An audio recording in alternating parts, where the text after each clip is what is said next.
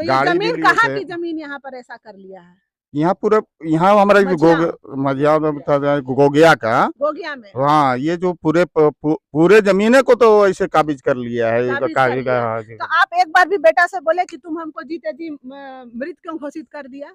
अब उसको तो कहना है कि इसका कई बार खबर आई कि कल ही आना था, जो नहीं आए, हम हाँ, डर से हाँ। माने डर कोई से आप डर भी से डर में हैं? बताया गया हाँ। कि देख लेंगे तो गोली मार देंगे। गोली मार देंगे। देखिए एक बाप कैसे फपक फपक के रो रहा है कि देख लेंगे तो गोली मार देंगे। आप थोड़ा सा आप रोइए नहीं, डरना नहीं आपको। आप अभी क्या करेंगे? अब आगे गोली मारने का भी धमकी दे रहा है बेटा। अब जो कानूनी कार्रवाई होगा देखेंगे। कानूनी कार्रवाई। तो आप छत्तीसगढ़ में रहते थे जी, और छत्तीसगढ़ रहते बेटा हैं। यहाँ आपका जमीन जायदाद सब यहाँ मझिया में था? जी, गोगिया गोगिया में। जी। चलिए आपसे हम फिर बात करेंगे। ये देखिए इनका आधार कार्ड लेकर के ये खड़े हैं। आखिर एक आदमी कैसे साबित करे कि हाँ मैं जिंदा हूँ? जमीन ऐसा चीज है कि बाप बेटे का रिश्ता और दादा पोते का प्यारा रिश्ता दोनों खतरे में है। और बाप रो रहा है, दादा सदमे में है। गांव वाले इस पर क्या कहते हैं? यहाँ पर आसपास बैठे हुए हैं, हम कुछ लोगों से बयान भी लेना चाहेंगे। अरे भाई थोड़ा सा बताइए ना, जहीरुद्दीन खान को जानते हैं? हाँ जानते वो हैं। जीवित है कि मर गए? जीवित है, जीवित है। और शमशाद अहमद? वो भी जीवित है। दोनों ये जीवित दोनों हैं? जीवित है, सामने है। कहाँ सामने है? शमशाद ये जी तो ये जरा ये। शमशाद जी यहाँ हो गए, आप आइए उनके शमशाद जी, पिताजी वहाँ बैठे हुए हैं। ये शमशाद जी हैं? हाँ हाँ अच्छा ठीक है। जहीरुद्दीन खान को आप जानते हैं? जी और शमशाद अहमद को? जी। ये दोनों जीवित हैं कि मर गए क्या हैं? सामने है मैडम जी, बैठे हुए हैं। जहीरुद्दीन खान जी हैं, ये शमशाद जी ये शमशाद जी हैं। कैमरा उधर करिए। जहीरुद्दीन खान है वहाँ बैठे हुए हैं। जी। आपको पता है कि दस्तावेजों में इनके बेटे पोते ने इनको मृत घोषित कर दिया है? जी, आपने जैसा बताया कि सब दस्तावेज में बताया जा रहा है, हाँ। देखे भी हम लोग भी, हाँ। तो ये गलत है। ये गलत है कि सही है? गलत है, गलत है। गलत है कि सही? गलत है, बहुत गलत है। चलिए। इस तरह का नहीं होना चाहिए। जो हुआ है ऐसा नहीं होना चाहिए बस इतना समाज ही के बीच। चाहिए। क्योंकि देखिए एक आदमी को ऐसा जमाना आ गया है कि एक आदमी को दरवाजे दरवाजे भटकना पड़ रहा है पुलिस प्रशासन के पास, गांव वाले समाज वाले की बताओ कि मैं जिंदा हूँ कि मर गया हूँ। और उसको मृत घोषित करने वाला कोई और नहीं बल्कि उनका अपना ही बेटा और पोता है। और आज ऐसा ऐसा कलयुग देखे थे, सुने थे? नहीं, इससे पहले तो ऐसा नहीं सुने थे। थोड़ा सा ऐसा कलयुग सुने हैं? नहीं, ऐसा तो सुनने आप में जनप्रतिनिधि हैं, नेता हैं आप जेएमएम के।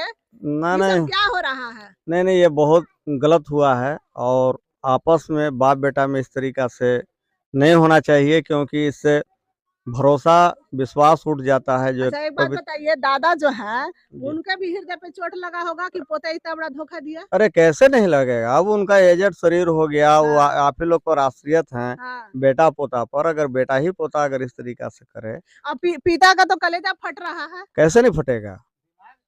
कहने का मतलब है कि बचपना से बेटा जो है पालने के लिए हर कर्म बाप जो है से कहाँ कहाँ क्या करता है।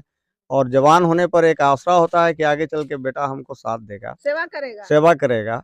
और ये बीच स्थिति में अभी से ये इस तरीका से है तो बाप का भी भरोसा टूटने लग जाता है। भरोसा टूटने लग जाता है। और समाज के चलिए कुछ लोगों ने तो इतनी हिम्मत दिखाई है कि पहचान कर दी है शमशाद जी को कि हाँ ये जीवित हैं और जो बेटे पोते ने किया वो गलत किया है। अच्छा एक पंचायत आप बुलाएंगे, बेटे को पूछेंगे सवाल कि आप ऐसा क्यों किए? नहीं, बेटा अगर जैसे बेटा को अगर बुलाएंगे तो उनसे सही बात पूछा जाएगा। और अगर जमीन तो उनका बाप का है तो उन्हीं का है। हाँ। हिस्सा भी उन्हीं का होगा। हाँ। दुनिया के कोई ताकत नहीं कहेगा कि दूसरा के हिस्सा होना चाहिए। बाकी बाप को दादा को इस तरीका से भ्रमित में डाल करके समाज को जो है गलत।